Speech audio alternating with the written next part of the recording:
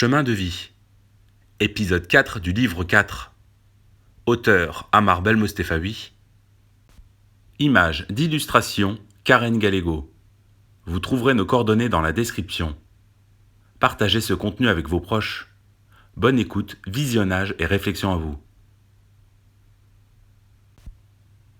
Simon. Simon parlait plusieurs langues. Le grec, l'italien, le latin et même le vieux français. À tout cela, il fallait y ajouter la langue arabe. Il n'avait pas fait d'études littéraires, mais il avait beaucoup voyagé. Son passé était assez obscur. Il avait fait la guerre, mais je ne sais pas laquelle. Peut-être la guerre d'Algérie, 1958-1962. Pas sûr. Simon racontait des histoires tellement captivantes qu'il était difficile de savoir si elles avaient eu lieu ou pas. Tout comme à travers ce livre, il avait même cette particularité de raconter des histoires passées et futures.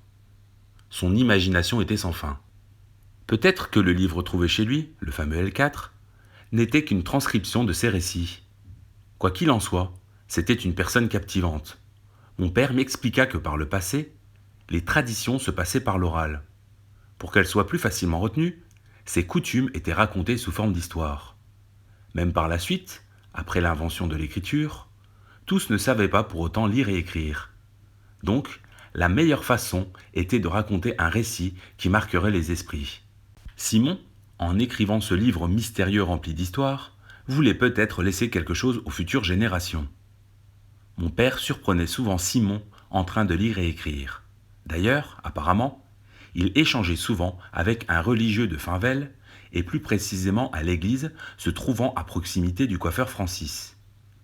Cet homme de foi avait quasiment le même âge que Simon. Mon père ne savait pas ce qui les liait, mais ils conversaient souvent. Simon se rendait souvent chez le religieux, généralement après s'être fait couper les cheveux par Francis. L'idéal serait d'aller échanger avec ce dévot pour en savoir plus sur l'origine de ce livre. Encore fallait-il que cet homme soit encore de ce monde. Si c'était le cas, il devait être certainement très vieux et pour cela, pas besoin d'être devin pour le deviner. Stéphanie et Maria chez la voyante. Argent, amour, réussite. Voici les 3 maîtres mots. D'après un sondage, 24% des Français ont eu recours à la voyance à des médiums. Un Français sur 4 s'en est remis au paranormal pour prendre une décision ou se rassurer. Lors de la crémaillère, Stéphanie et Maria, qui avaient un peu trop bu, avaient parlé du futur. Elles rêvaient du prince charmant venant les chercher à cheval. Une amie à Stéphanie ayant consulté un médium, elle leur délivra l'adresse de sa voyante. Ces 2 jeunes femmes ont donc décidé de s'y rendre pour tenter d'en savoir un peu plus sur leur futur. Amour, argent et réussite. C'est propre à l'être humain de ne pas être rationnel et de laisser des prétendus devins dicter le futur hypothétique des clients. La consultation était à 80 € par personne. Le prix passe à 140 € si vous vous présentez à 2 au cabinet de cette consultante. Cette dernière habitait dans les hauteurs de la ville, dans un quartier très huppé. La diseuse de bonne aventure a commencé par Stéphanie. Elle a compris qu'il y avait matière à faire rêver cette femme. Argent. Votre situation financière est trop limitée. Il faut trouver d'autres sources de revenus pour un avenir meilleur. Amour. Plusieurs opportunités se présentent à vous. Votre choix actuel ne vous convient pas. Vous n'êtes pas amoureuse. Un autre homme ne va pas tarder à vous charmer et c'est à vous de faire le bon choix. Cet individu voudra vous chérir et vous combler. Réussite, elle va dépendre de vos futures bonnes décisions. Stéphanie avait plein d'étoiles dans les yeux. Pour ce qui est de Maria, la consultation fut plus rapide. Argent, amour et réussite. Vous êtes trop timide pour engager une relation. Les hommes n'ont pas confiance en vous, car vous-même, vous n'avez pas confiance en votre personne. La voyante ne parla à aucun moment de moi. Elle a continué son récit. La chance va tourner pour Maria, qui finira avec un homme très riche. Elle lui avoua qu'elle vivra centenaire. Maria avait tout de suite fait le lien avec son arrière-grand-mère, qui avait vécu 105 ans. Après avoir payé cette consultation en liquide, les 2 jeunes femmes se sont rendues dans un salon de thé pour débriefer. Généralement, Maria ne croyait pas trop à ce genre de prédiction. Pour elle, La voyance était plutôt quelque chose qu'elle considérait d'ésotérique. Et puis, de toute manière, il est vrai qu'elle ne devait pas trop s'attacher à un homme, car elle devait d'abord penser à sa scolarité et sa carrière professionnelle. Sa situation actuelle n'était pas de sa faute, mais plutôt du ressort des hommes, qui ne sont pas attirés par son charme, sa timidité.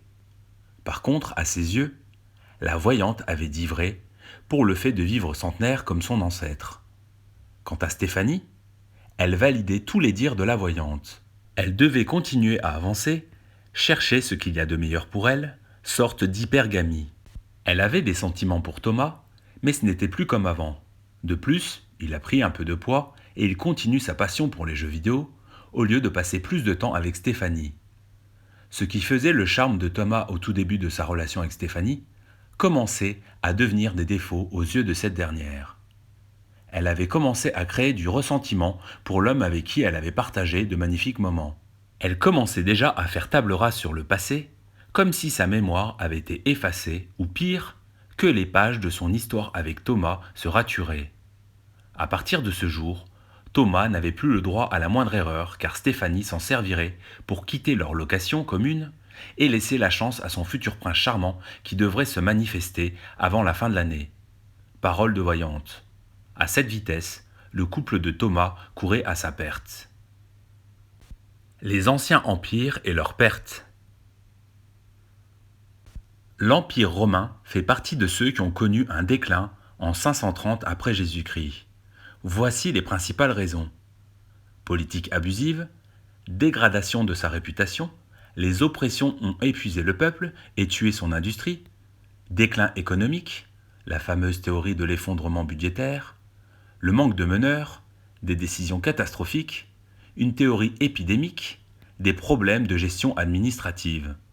Cette liste est non exhaustive et il y a autant de théories que d'études. Une chose est sûre, de tout temps, ce sont les plus forts qui ont attaqué et pillé les pays les plus fragiles. Que retenir de cette information? Que ce sont les plus forts physiquement, les plus courageux, audacieux, les plus intelligents qui peuvent faire chuter un empire. C'est ce qui se passera pour l'Europe. Il fallait s'y attendre. Cette caste française a toujours cherché à récupérer le maximum de fonds en vendant des fleurons de l'industrie. Les châteaux, les hôtels, le savoir-faire a été échangé contre du papier-monnaie. Qui a acheté ces biens? Des pays qui ont voulu continuer à affaiblir la France de l'intérieur, mais aussi des pays voulant diversifier leurs actifs à l'étranger. En parallèle, avec sa dépendance des biens de consommation, la France s'est séparée de tout ou partie de son patrimoine en le vendant. Aussi, l'ego et la grande volonté de puissance de quelques gouvernants va provoquer la chute de l'Empire européen. Le citoyen français qui était dominé et utilisé par la classe dominante et méprisante va perdre son emploi.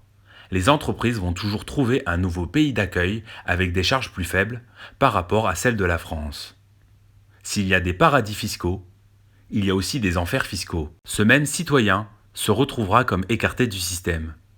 Il ne sera plus prioritaire et il aura de grandes difficultés à rebondir professionnellement. Ces classes dominantes vont détruire au lieu de bâtir. Ils ne vont rien créer. La population va finir par baisser les bras et à accepter un poste payé à moindre coût ou à rester oisif. Objectif ? Continuer à consommer par tous les moyens.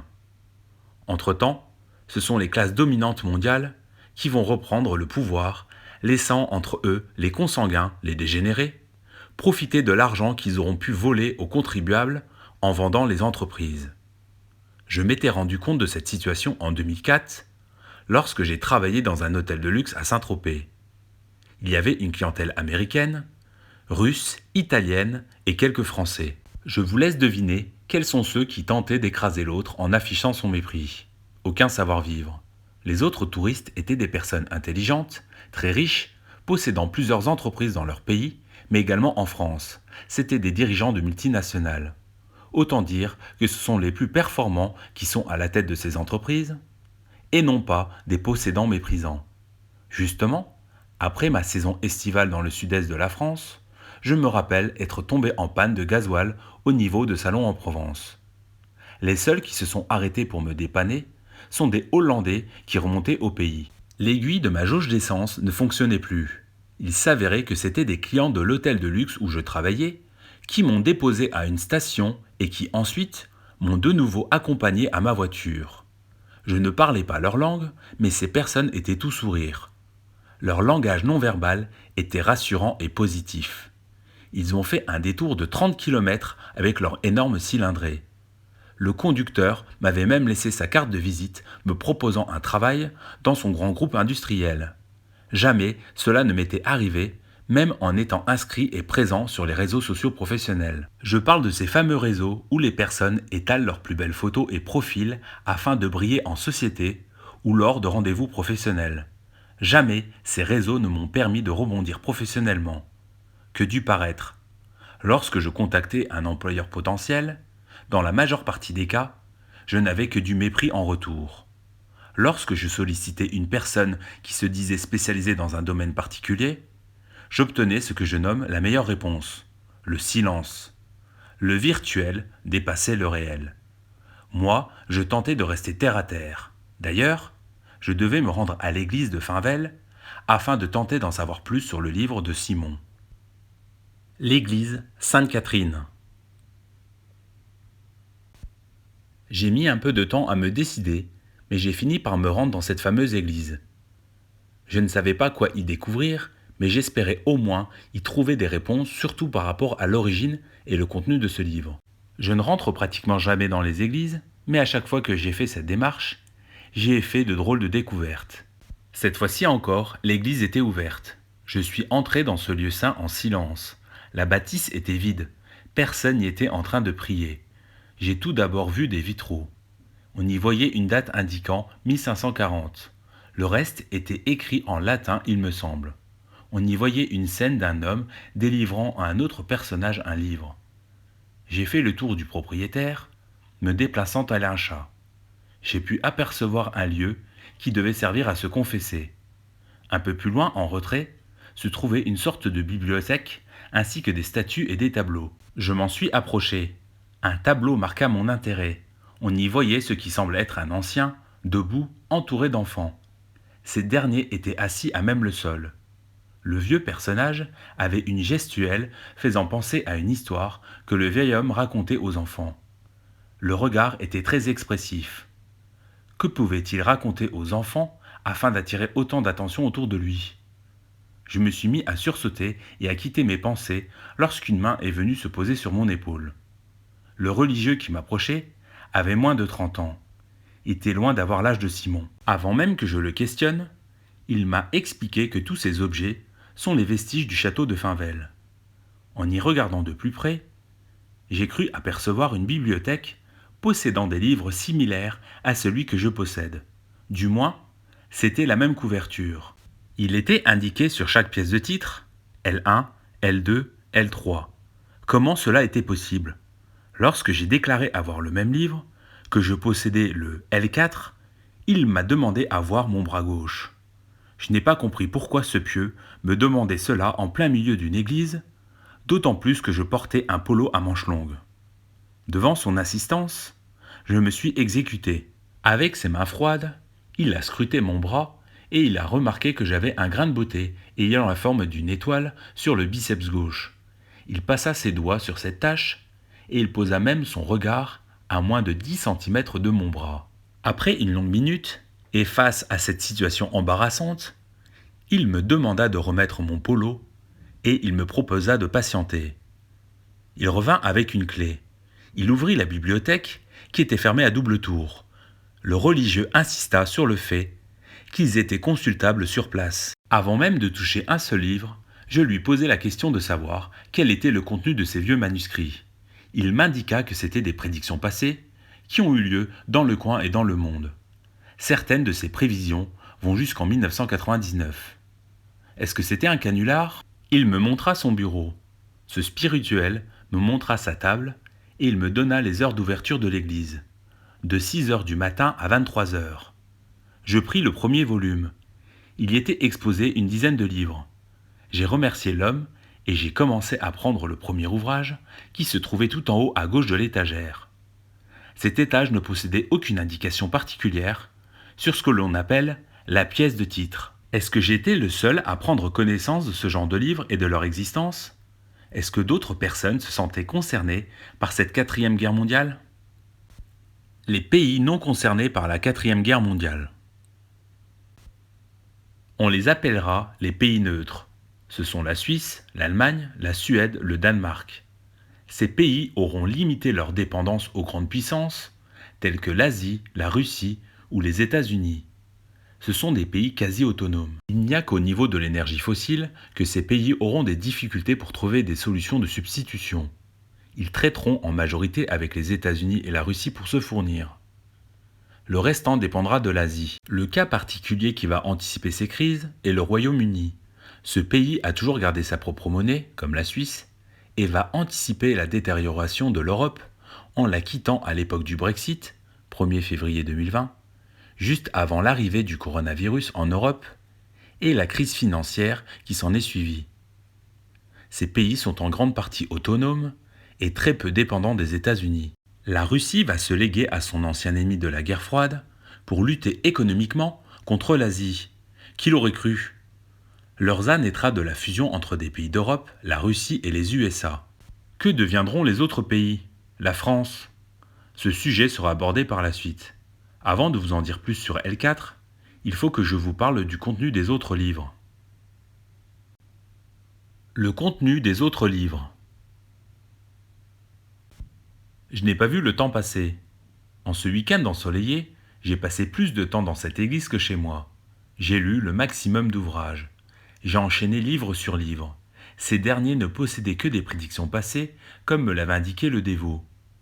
Les premières choses que j'ai pu remarquer, c'est que l'écriture dans ces livres était écrite en noir. Ensuite, j'ai pu repérer que l'écriture était différente du livre que je possédais. Par contre, il semblait traduire des autres livres se trouvant sur le deuxième étage de cette bibliothèque. Ceux-ci indiquaient L1, L2, L3. Les autres étaient écrits en vieux français. C'était en 4-1. Quant aux ouvrages qui se trouvaient au troisième étage, ils étaient tous vides de contenu. Cela allait de L5 à L10, et même plus. J'ai donc lu le maximum de manuscrits. Au début, il m'a fallu m'habituer à cette écriture, qui était tout de même plus claire que celle de mon livre écrit vraisemblablement par Simon. Je pouvais y retrouver quelques prédictions passées, dont je n'avais pas eu connaissance, même en étant né dans ce département. Je vais en citer quelques-unes qui avaient été prédites en 1540, date d'écriture de ces livres. J'ai vérifié à chaque fois que les livres du premier étage étaient bien la traduction des ouvrages du second niveau en comparant les dates inscrites. Cela fut un travail de titan, mais j'avais plus appris en une semaine de lecture qu'en 5 ans d'université. Le transit de René de Chalon. En 1545, sera réalisée une statue par le célèbre sculpteur Ligier Richer. On y voit donc un squelette en position debout qui contemple son cœur qu'il brandit de la main gauche vers le ciel. Le Café des Oiseaux. Il fut créé en 1787, la salle de café la plus extraordinaire en Europe, dans laquelle se trouvait la plus grande collection d'animaux naturalisés. Raymond Poincaré. En 1860 est né à Bar-le-Duc ce président français de la Troisième République. Les frères Michaud. C'est une des prédictions qui m'a le plus marqué. En 1861 est né le système de pédalier sur un vélocipède. Cette invention sera précurseur d'un des moyens de locomotion le plus écologique au monde, la bicyclette. Les pères de la vélocipédie sont donc nés en Meuse. Rudolf Diesel, en 1897, sera créé dans le même département le siège d'une société liée au moteur le plus fabriqué au monde, la société de fabrication de moteurs diesel à combustion interne. Le château de Marbeaumont. Il est construit en 1903 et il sera le lieu d'accueil des Alliés, mais aussi pour l'état-major allemand lors de la Première Guerre et la Seconde Guerre mondiale. Le pont Notre-Dame de la Paix. Ce pont sera détruit en 1944, mais restera debout sa pile centrale, constituée d'une chapelle oratoire, où se trouve toujours la statue de la Vierge Marie. Il y aura d'autres prédictions connues, comme celles en rapport avec la Première et la Seconde Guerre mondiale. Mais ce livre et ses histoires s'arrêteront en 1999. plus rien après. Il faut croire que je possédais la suite de ces ouvrages traduits du vieux français. Sur chacun de ces livres écrits en quatrain, strophe de 4 vers, il y figurait les initiales MMN. Qui était cet étrange MMN? Sur les livres traduisant les vieux manuscrits, il était indiqué traduction de SR. L'une des initiales me faisait penser à Simon, mais je ne connaissais pas son nom de famille. Quand j'ai questionné le dévot sur ses récits, celui-ci m'a indiqué ne pas savoir qui avait rédigé ces livres, mais qu'il devait prévenir l'ancien religieux de la venue d'un homme possédant un grain de beauté ayant la forme d'une étoile à 5 branches sur le bras gauche. Il va tenter de savoir qui est ce fameux MMN.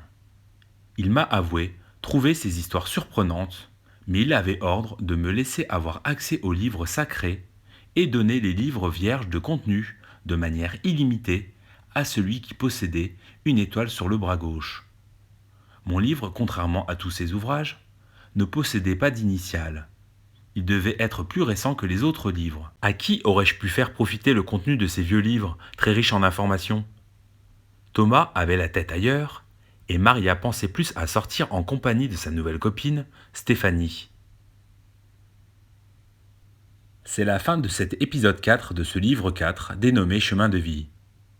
Pour vous, est-ce que ce serait Simon qui aurait écrit L4 et qui aurait traduit les livres L1, L2 et L3 qui se trouvent dans la bibliothèque de l'église de Finvel? D'ailleurs, qui a écrit L1, L2, L3 en 1540? Ces livres sont-ils liés à L4? Quid des livres vierges de contenu L5 à L10? Croyez-vous à la voyance? Avez-vous déjà vu ou consulté un médium?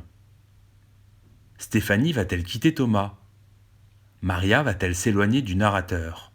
Enfin, pour terminer, quel est le devenir de la France au niveau social, économique et financier? En attendant l'épisode 5 et vos retours à ces questions en commentaire, je vous dis à bientôt.